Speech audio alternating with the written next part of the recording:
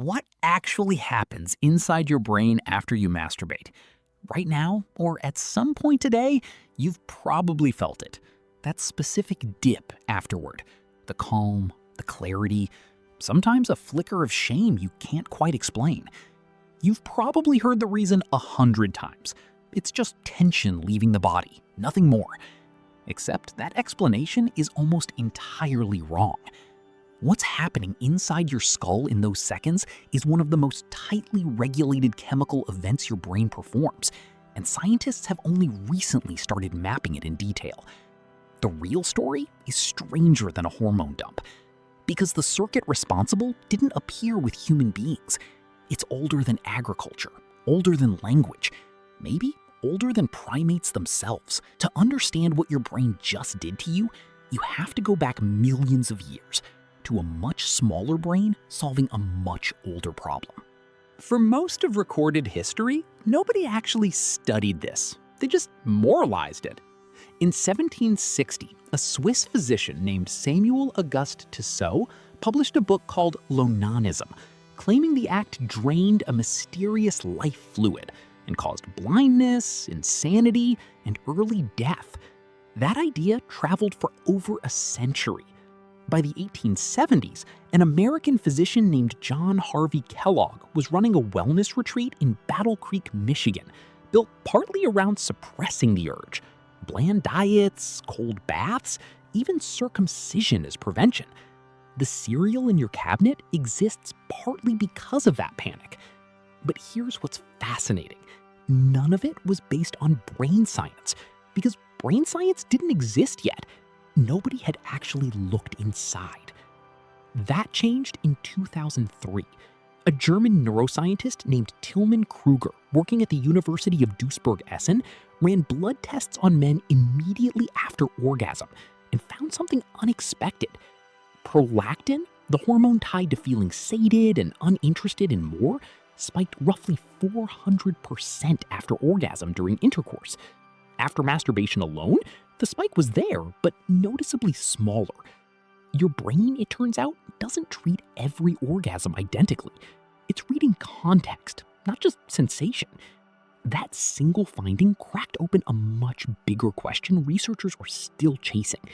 Why would a brain bother distinguishing between the two at all? Here's where it gets stranger. In 1993, two biologists at the University of Manchester, Robin Baker and Mark Bellis, proposed something now known as the kamikaze sperm hypothesis. Their argument was that masturbation isn't purely recreational. It may function as a way to clear out older sperm, so any sperm delivered afterward, during actual intercourse, arrives fresher and more competitive. It's a debated theory, and not every researcher accepts it, but it reframes the whole act as a quiet piece of reproductive strategy your body runs without asking permission.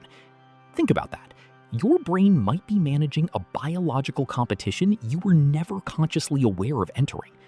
And it isn't unique to humans. Primatologists studying bonobos, a species that shares almost 99% of our DNA with us, have documented near-constant self-stimulating behavior used to diffuse tension after conflict. Franz de Waal, one of the field's leading researchers, has spent decades arguing that for bonobos, this behavior functions less like pleasure-seeking and more like social glue, a built-in stress valve. Dolphins do it, macaques do it, even some birds have been observed doing versions of it. That's not a coincidence. That's a circuit evolution kept building, generation after generation, because it kept working. So what is that circuit actually doing to you? Orgasm triggers a rapid dopamine surge in the nucleus accumbens, the same reward hub activated by food, music, and addictive substances, which is why the moment feels urgent beforehand and strangely quiet afterward.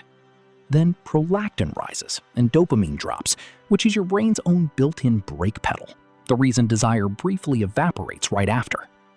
Oxytocin follows, the same bonding chemical released during touch and childbirth, which is partly why some people feel a wave of tenderness, or oddly, a wave of sadness immediately after.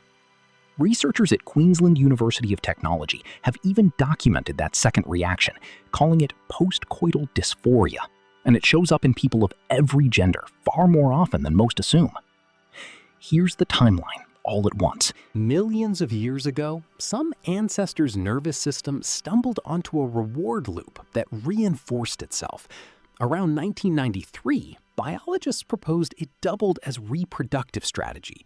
In 2003, neuroscientists proved your brain treats it differently depending on context. And right now, tonight, your own brain runs the exact same 4-chemical sequence a bonobo's does after a fight in the forest.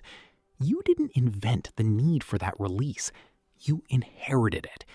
That's the part worth sitting with. The behavior your ancestors got mocked, medicalized, and shamed for is the same behavior your nervous system quietly relies on to regulate stress today. The chemistry never needed permission from Tissot or Kellogg or anyone since. It was already running the show, long before we had names for any of it. Maybe the question was never whether it's normal.